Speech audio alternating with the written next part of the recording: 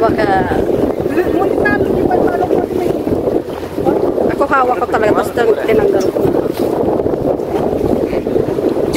Nag-iiba kasi aura ko pag may sombrero. At mas feel.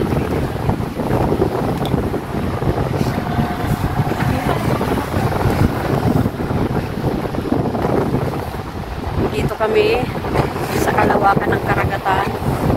Maghahanap kami ng shark. Dito sa Shark Island. Pero wala palang shark. Ano lang pala? Clear water. Mga corals. Pero hindi ko nga makita kasi takot ako baka ko